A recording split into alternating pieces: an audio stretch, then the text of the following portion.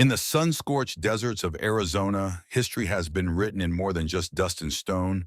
It has been etched in crime scenes, manhunts, and courtroom battles that shook the state to its core. From cold-blooded murders to daring prison escapes, these cases have left an indelible mark on the American true crime story. Tonight, we reach the final chapter of our journey through Arizona's most infamous crimes, a conclusion that will leave you with lingering questions long after the credits roll. So lean in, stay sharp, and let the desert winds carry you through one last ride into the heart of darkness.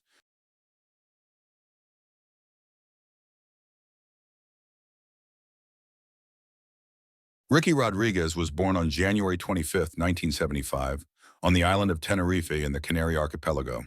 He was the biological son of Karen Zerbe and a Spanish hotel employee she met through flirty fishing, though he was raised in the household of David Berg, founder of the Children of God, without any formal adoption.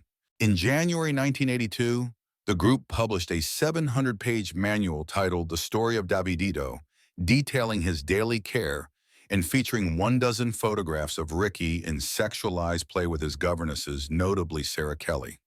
Initially portrayed as a spiritual expression of God's love, the images and text were later deemed abusive, even by critics inside the organization.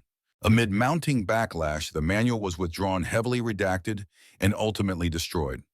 A sanitized reprint appeared in the late 1990s, but several originals survived in the hands of former members and became key evidence for law enforcement and investigative journalists.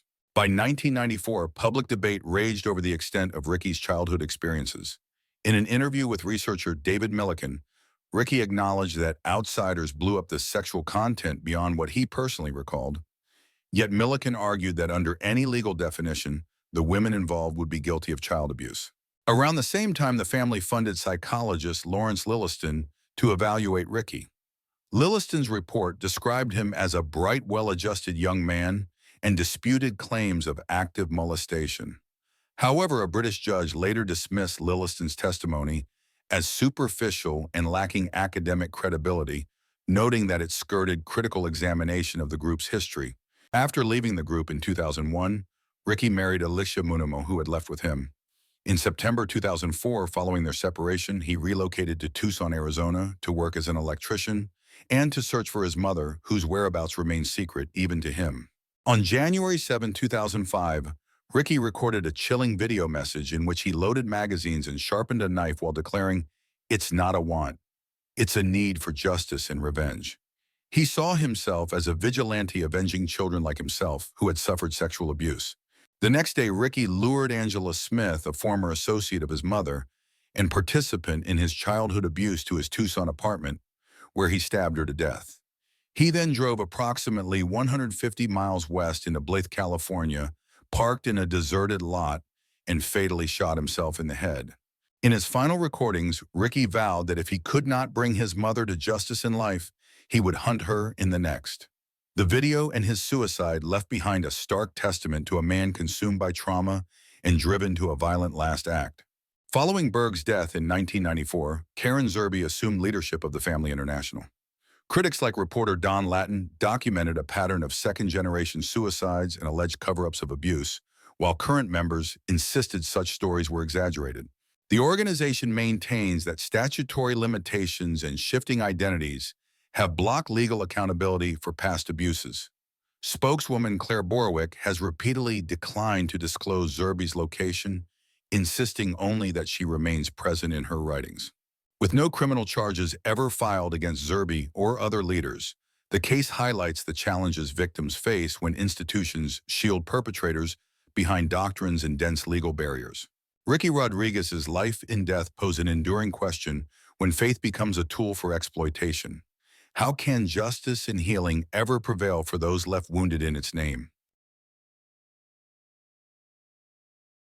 Robert Benjamin Smith was 18 years old and a high school senior in Mesa, Arizona, when he carried a .22 caliber revolver into the Rosemar College of Beauty and changed 5 families forever. The only son of an Air Force Reserve major, he lived a disciplined, nomadic childhood, moving from one base to another. He struggled in sports and social settings, so he buried himself in books, first on Caesar and Napoleon.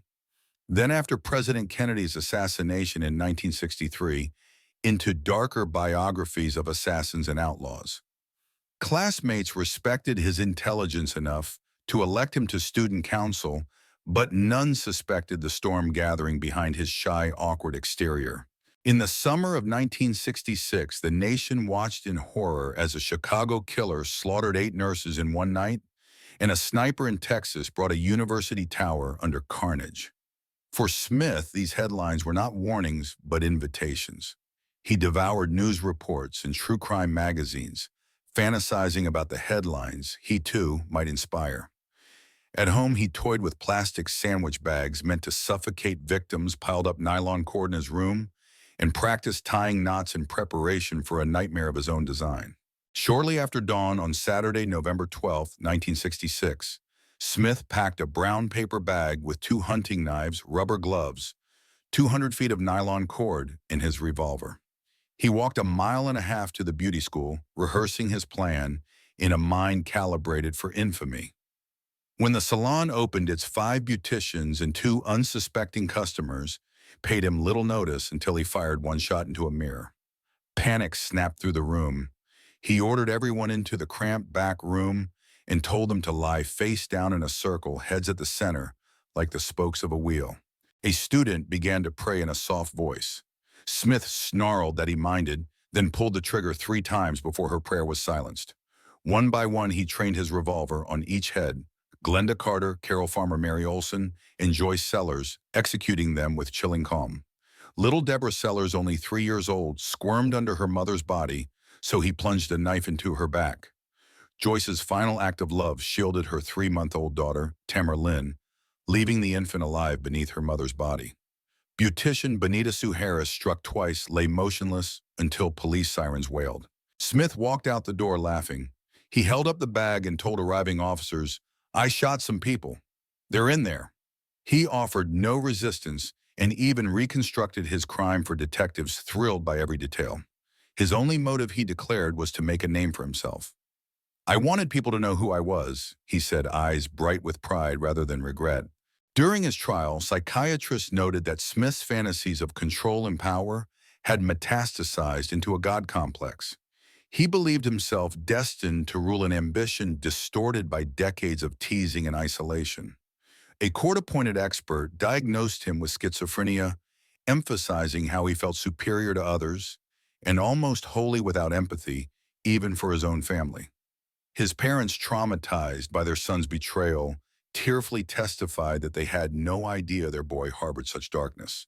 On October 24, 1967, a jury convicted Smith of 5 counts of first-degree murder in less than 2 hours and sentenced him to death. 4 years later, a Supreme Court moratorium spared him from execution. At his retrial, he again pleaded guilty and received 2 99-year terms plus 4 life sentences, ensuring he will remain behind bars indefinitely. Today, Robert Benjamin Smith is a cautionary footnote in true crime lore, a reminder that the quest for notoriety can twist even the most unassuming life into a spree of unthinkable violence. His will of death endures not for the lives it extinguished, but for the question it forces us to confront: what depths of desperation lie hidden behind ordinary faces.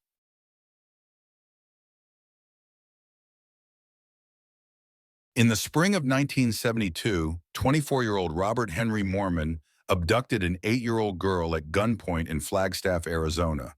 He drove her toward Las Vegas in his mother's car, sexually assaulted her at dusty roadside motels, and abandoned her at a police station when a Good Samaritan family offered help. Convicted of kidnapping and sexual assault, he received a sentence of 9 years to life in the Coconino County Jail. While serving that term, Mormon was granted a 72-hour compassionate furlough in January of 1984 to visit his 74-year-old adoptive mother, Maude Mormon. Maude, who had raised Robert since he was 2 after his biological mother's tragic death, shared a history of emotional volatility and, according to defense testimony, decades of sexual abuse toward her grown son. On January 13, 1984, the visit turned into horror. According to Mormon's later confession, an argument erupted in the Blue Mist motel room across from the Florence prison complex. He tied his mother's hands, battered her with brutal force, then smothered her with a pillow until she stopped breathing. In a panic, he dissected her body on the motel bed, severing her limbs and head, flushing her fingers in the toilet and stashing the rest in dumpsters around town. He even sent a box of bleached bones to a prison guard, claiming they were spoiled meat for the dogs. His gruesome discovery came when Mormon appeared at a local pizzeria, casually offering to dispose of cow guts in the back alley trash. The suspicious owner alerted police and investigators, followed Mormon back to the scattered remains. When questioned, he told chillingly calm details of the murder and dismemberment. Former Florence Police Chief Tom Rankin, who interviewed him at the scene, later recalled that Mormon knew exactly what he was doing. At trial, Mormon's defense lawyers argued that he was mentally disabled with the intellect and emotions of a small child, driven to filicide by years of incestuous abuse. Psychologists testified that he suffered from schizophrenia, severe post-traumatic stress disorder, and below-average intelligence. Prosecutors countered that Mormon's meticulous efforts to conceal the crime proved premeditation. The jury rejected the insanity defense, and in 1985, he was sentenced to death. For nearly 28 years, Mormon sat on Arizona's death row at the state prison complex in Florence. He filed countless appeals, all denied, as he waited for a final date. His legal team continued to press claims of intellectual disability, but state courts upheld his sentence, citing his savage precision in execution of the crime. On February 29, 2012, Arizona carried out his execution by lethal injection. At 63 years old, Mormon became the first inmate in the state to receive a single drug protocol, an overdose of pentobarbital, after prison officials discovered at the 11th hour that one of the traditional 3 drugs had expired.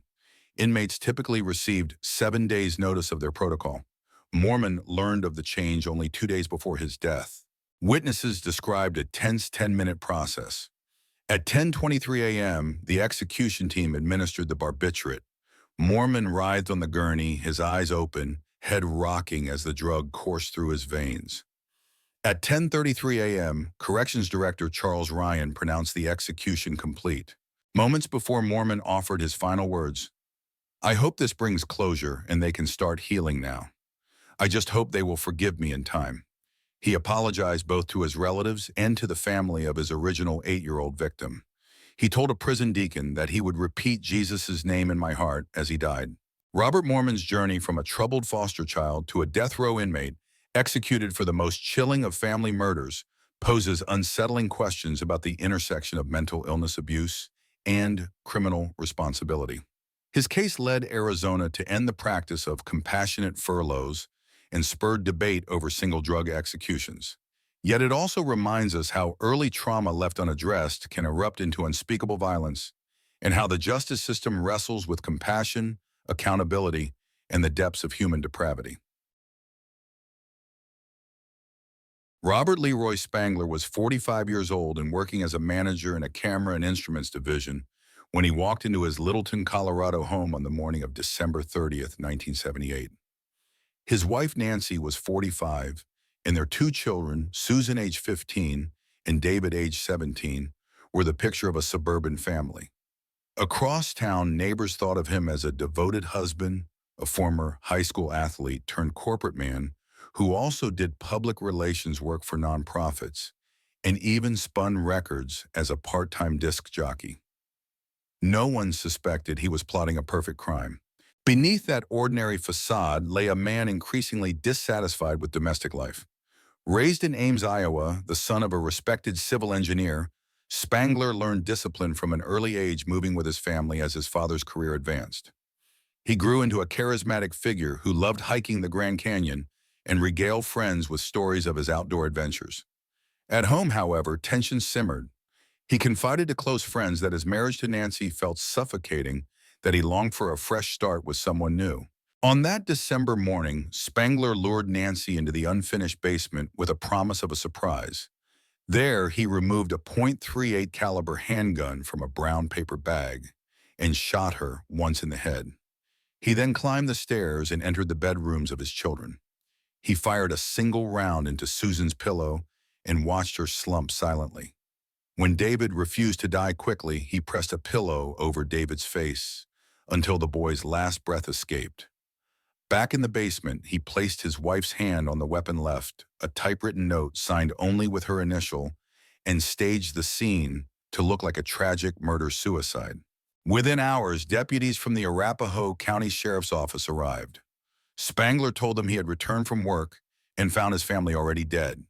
He admitted handling the gun, but denied firing it. Though investigators discovered gunshot residue on his palm and knew the handgun belonged to him, he convinced a coroner's jury that Nancy had killed the children, then herself. With no conclusive evidence, authorities closed the file as a double homicide-suicide, and Spangler collected life insurance. He wasted no time moving on. Within a few months, he married again, this time to Sharon, a woman he had met hiking the Grand Canyon. She admired his adventurous spirit and chronicled their trips in a book dedicated to her soulmate. Their marriage unraveled over financial disputes and acrimony, ending in divorce in 1988. Spangler, undeterred, married a third time in 1990 to Donna, a 59-year-old aerobics instructor.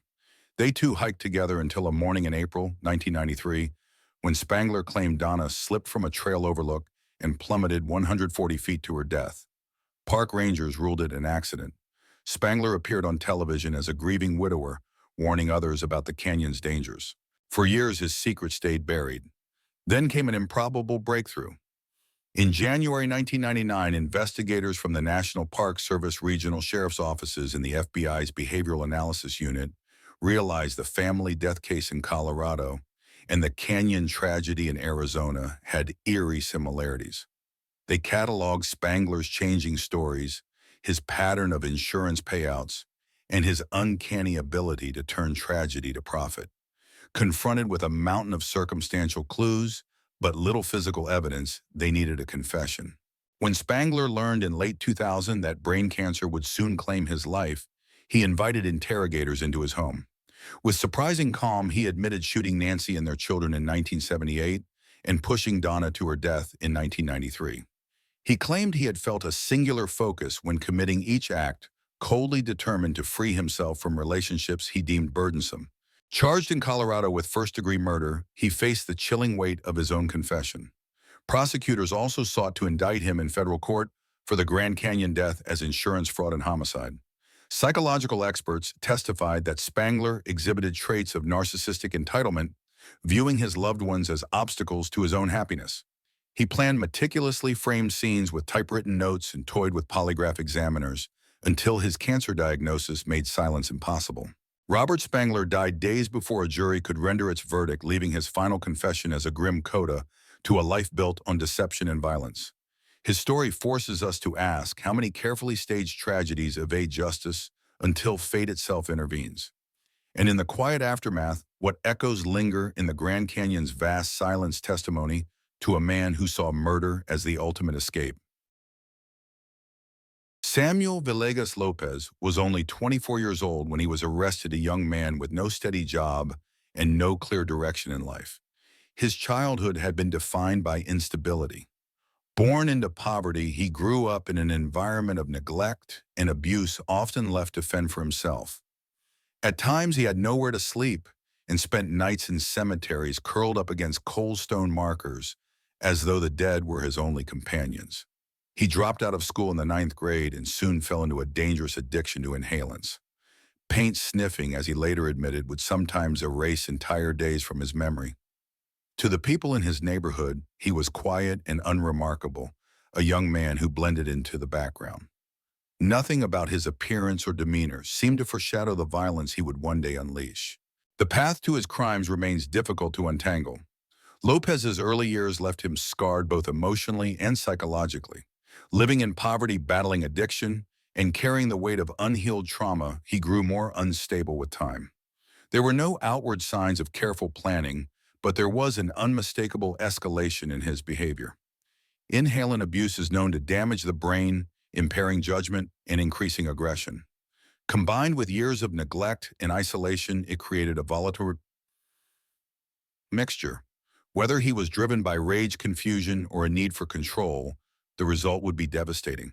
On the evening of October 30th, 1986, 59-year-old Estefana Holmes, a seamstress and grandmother living alone in Phoenix, Arizona, became the target of Lopez's violence. Her apartment bore the marks of a violent struggle.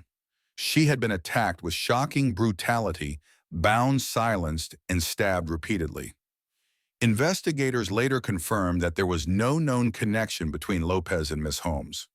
The attack appeared random, the victim chosen by chance, which made the crime all the more terrifying to the community. Less than a week later, police arrested Lopez in connection with an unrelated sexual assault. During questioning, he made a chilling remark mentioning a woman who had been stabbed and had her throat cut. At that time, investigators had not released this detail to the public. That slip immediately drew suspicion, and when forensic evidence was processed, the link was undeniable. His fingerprints and bodily fluids matched those recovered from the Holmes apartment. With that, Lopez went from a troubled drifter to the prime suspect in a murder that had shaken Phoenix. In court, the prosecution laid out the brutality of the crime, emphasizing the prolonged terror and suffering endured by Miss Holmes. The defense did not dispute Lopez's involvement, but they appealed to the jury's sense of mercy, pointing to his abusive upbringing and his long battle with addiction. They argued that he was the product of a broken environment, a young man who had never been given a chance to heal. Yet the jury saw only the cruelty of his actions. He was convicted of first-degree murder, as well as charges of sexual assault, kidnapping, and burglary. The sentence was death. Over the years, Lopez pursued multiple appeals, including claims that his attorneys had failed to present a full picture of his traumatic past. But each attempt was rejected. The courts consistently upheld the verdict, ruling that the weight of the evidence was overwhelming. When his execution date finally arrived, the public response was divided. Some residents of Arizona viewed it as long overdue justice. Others questioned whether executing a man shaped by so much early trauma truly addressed the deeper issues that had led to such violence. For the family of Estefana Holmes, however, the execution marked a long-awaited conclusion. They expressed relief that the ordeal of trials and appeals had ended. Psychologists who studied Lopez described him as a man shaped by extreme deprivation and addiction. His judgment clouded, his empathy eroded. Some argued that he was driven by uncontrollable rage fueled by substance abuse. Others suggested he may have crossed into the darker territory of thrill-seeking, deriving power from another person's suffering. While Lopez did express remorse in later years, the sheer ferocity of the crime left many convinced that empathy had long been stripped away from him. When the day of his execution came, his final words were not recorded. His last meal was a mixture of traditional and comfort foods, red and green chili burritos, Spanish rice jalapeno and avocado cottage cheese, French fries, vanilla ice cream, and pineapple. It was a strangely ordinary request for a man whose life had spiraled into extraordinary darkness. The story of Samuel Villegas Lopez forces us to consider difficult questions. Was this simply the tale of a violent man who chose to kill, or was it the inevitable outcome of a society that failed to intervene when a boy was left hungry, homeless, and addicted? His name may fade from public memory, but for the family of Estefana Holmes, the pain endures. The chilling truth is that her life was stolen in a senseless act of violence, and no verdict, no execution can ever restore what was lost. Gary Gene Tison was 42 years old when he made his final desperate bid for freedom. A towering figure in the Arizona State Prison, he was serving a life sentence for killing a guard during a previous escape attempt. His cellmate, Randy Greenawalt, was a stocky man with a sharp mind, already convicted of murdering long-haul truck drivers in cold blood. Both men had reputations that inspired fear, and both were about to walk out of prison in broad daylight. On a sweltering July morning in 1978, three of Tison's sons, Donald, Raymond, and Ricky, arrived for a family visit. They carried a picnic basket, but inside were sawed-off shotguns and a revolver fitted with a silencer. In the visiting area, they passed the weapons through the partition to their father. Greenawalt disabled the phones and alarms. Within minutes, guards and visitors were locked in a closet, and the five men strolled casually to a waiting car. Tower officers, thinking they were ordinary visitors, let them pass. For 2 days, they hid in a remote house. Then, heading north in a white Lincoln, they blew a tire on a lonely desert road.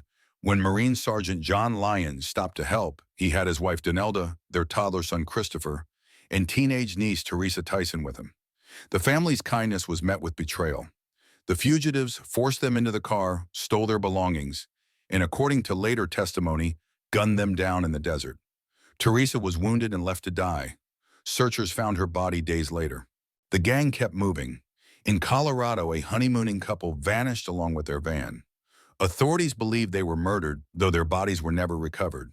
The stolen van reappeared in Arizona, carrying the fugitives toward the border. Law enforcement set roadblocks. In the early hours of August 10th, the van smashed through the first barricade, gunfire erupting from its windows. At the second roadblock, deputies returned fire.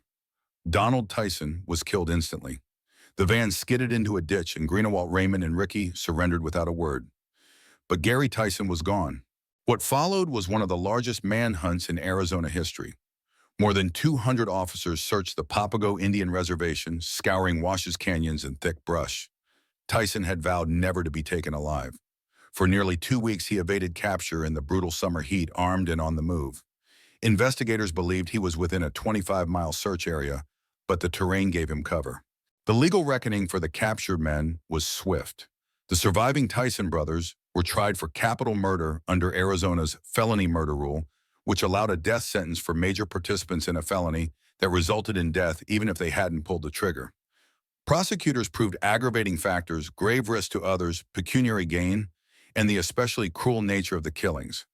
The Arizona Supreme Court upheld the sentences, but the United States Supreme Court later reduced the brothers' punishment to life in prison because they were under 20 at the time.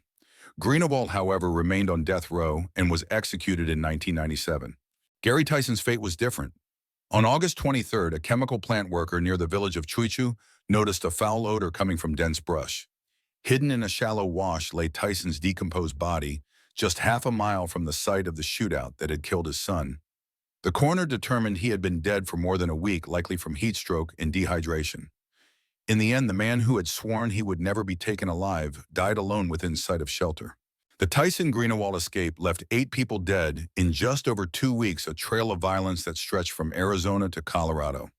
It became a landmark case in American law, shaping how courts view the death penalty for those who kill indirectly, but act with reckless indifference to human life. And it remains a chilling reminder of how loyalty, when twisted by fear and control, can drive people to follow someone into the darkest of places.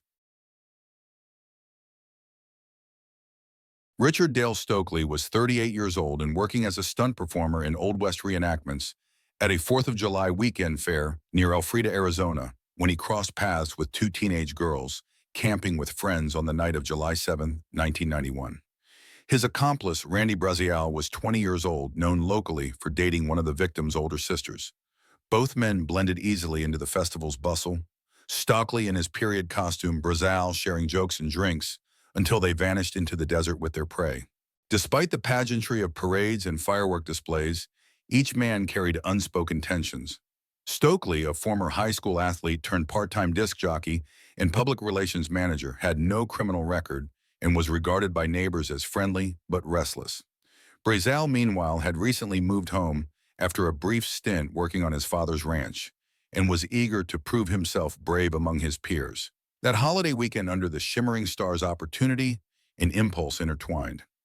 A secluded snatch of 2 unguarded girls slid the evening from innocent to sinister. Minutes after midnight, the pair guided 13-year-old Mary Snyder and Mandy Myers into an awaiting vehicle. In a remote section of the high desert scrub country, the girls were raped, their last shouts swallowed by wind and rock. Fearing the wind-blown dust of evidence and the looming faces of detectives, the men struck a dark bargain, death over discovery. Each man agreed to silence one girl forever. Stokely wrapped his fingers around Mandy's throat until the world went still. Braziel tightened his grip on Mary's neck until her body slackened. Cold to ensure the act was complete, Stokely stomped on both bodies with the sole of his tennis shoe and drove a hunting knife into each right eye. The pair then heaved the corpses over loose timbers and watched them disappear into a water-filled mine shaft. Dawn did not bring solace. Early the next morning, Braziel surrendered to Chandler authorities, confessing only that Stokely had done the killing. Stokely himself turned up a day later at a roadside diner, asked a passerby to call 911, and calmly directed deputies to the mine shaft. DNA tests later confirmed each man's contact with Mandy, shattering Braziel's claim of innocence and solidifying the link to both murders. At trial, prosecutors painted a portrait of calculated violence.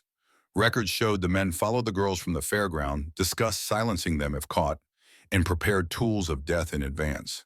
Stokely was convicted of 2 counts of premeditated first-degree murder, kidnapping, and sexual conduct with a minor. He was sentenced to die for both homicides. Brazil pleaded guilty to 2 counts of second-degree murder under a plea agreement and drew a sentence of 20 years, most of which he served before his release in 2011. Psychologists called on by the court described Stokely as exhibiting a chilling detachment, not remorse but relief at having carried out his plan. Brazil, they noted, seemed driven more by peer pressure and fear of reprisal than by any deep-seated hatred. Neither man showed genuine empathy for the girls they tore from life. Instead, they treated murder as a necessary tactic to escape exposure. More than 2 decades later, Mandy's and Mary's families still carry the weight of that holiday weekend.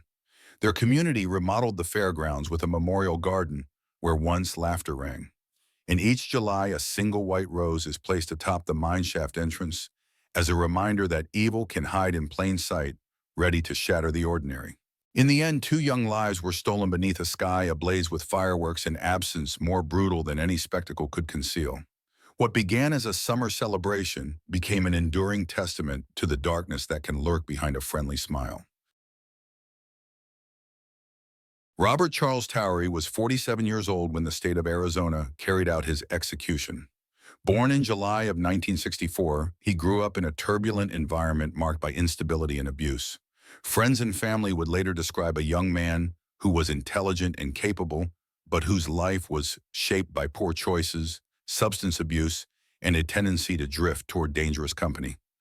By the early 1990s, Towery was living in Scottsdale with roommates including Randy Barker, and running in circles where talk of pulling off a robbery was more than idle chatter.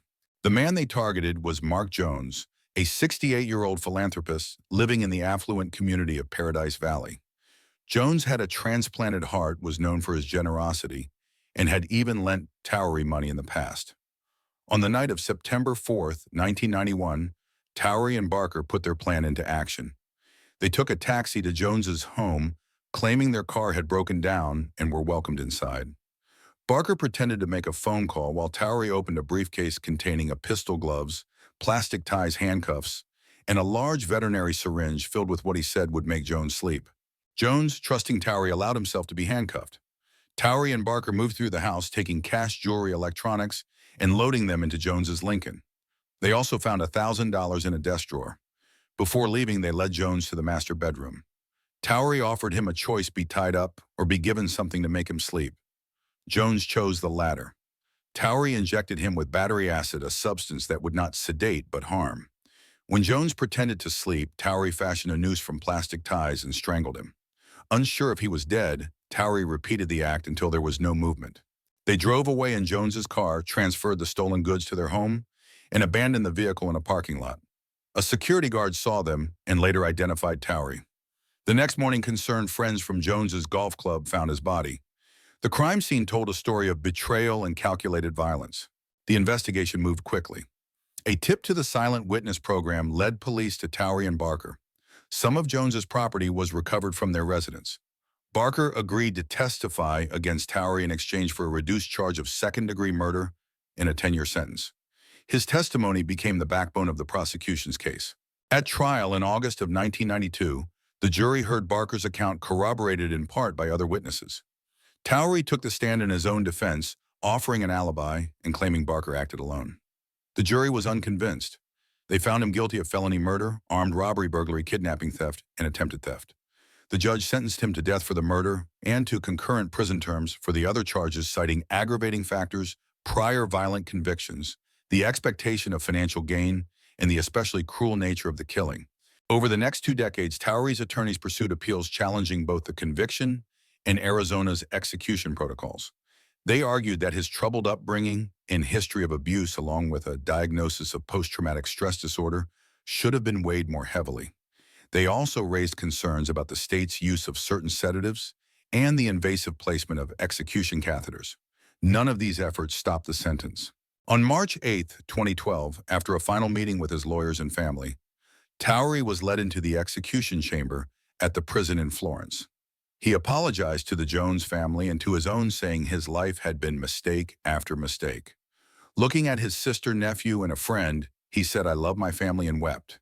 His final cryptic words included the phrase, "potato, potato, potato," the meaning of which remains unclear. The lethal injection began, and 9 minutes later, he was pronounced dead. For Mark Jones's loved ones, the execution closed a legal chapter that had lasted more than 20 years. For others, it reignited debate over whether justice is truly served by taking another life. Towery's story is one of squandered chances, deliberate cruelty, and the irreversible cost of a single night's decision. A reminder that trust once broken in such a way leaves a wound that no verdict can fully heal. Thomas Paul West was 28 years old when he committed the crime that would define the rest of his life. A drywaller by trade, he had recently moved from Kankakee, Illinois, to Arizona, hoping for a fresh start. But behind his quiet demeanor lay a history of trauma. West grew up in a household marked by verbal and physical abuse. And according to court records, he was sexually assaulted by a teacher, a neighbor, and a priest, all at different points in his childhood. The priest was later convicted of abusing other boys, and the neighbor admitted to the crime. These experiences left deep psychological scars, and experts would later diagnose West with post-traumatic stress disorder. In late June of 1987, West and a friend named Polly visited the trailer home of Donald Bortle, a man in his 60s who lived just outside Tucson. Bortle was known to Polly through her job at a local Circle K, and he had advertised electronics for sale. During the visit, Polly purchased a VCR, a video camera, and a typewriter. West took note of the equipment and of the vulnerability of the man selling it. 2 weeks later, West returned to Bortle's trailer alone. What happened next was brutal.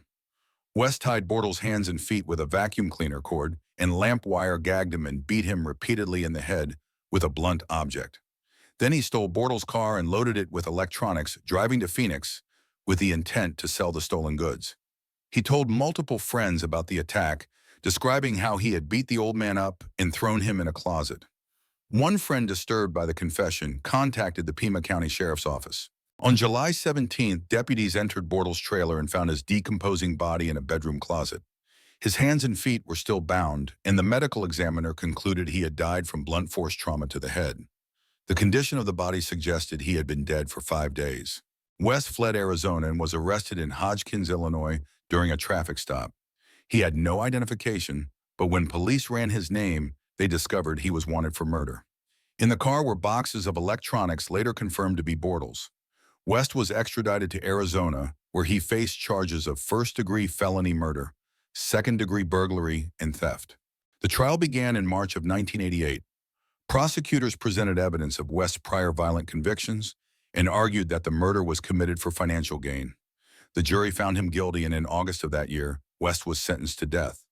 The judge cited aggravating factors, including the cruelty of the crime and the lack of any mitigating circumstances strong enough to warrant leniency. Over the years, West's legal team filed numerous appeals.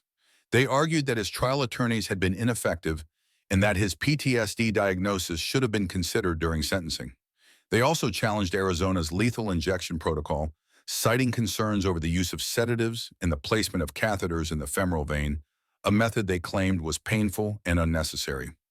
Despite these efforts, the courts upheld the sentence. In July of 2011, nearly 24 years after the murder, Thomas Paul West was executed by lethal injection at the state prison in Florence.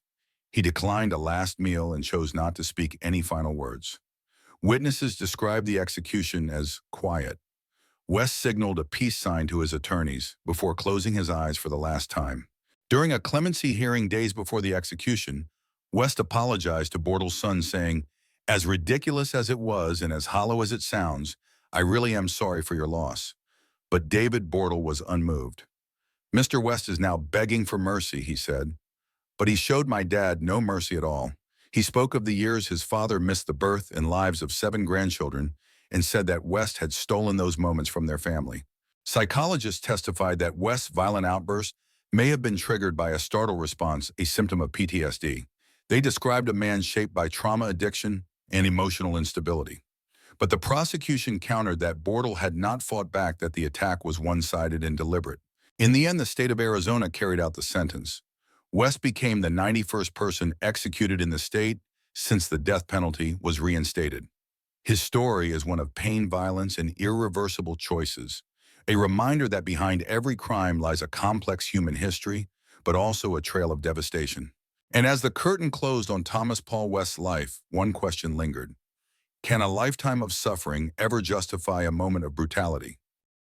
If you've been captivated by these stories, your support keeps this channel alive and helps us bring you more in-depth, fact-driven true crime investigations. Tap that subscribe button, give this video a thumbs up, and share it with friends who live for stories that stay with you. Every like, every comment, and every share fuels the next case we uncover together.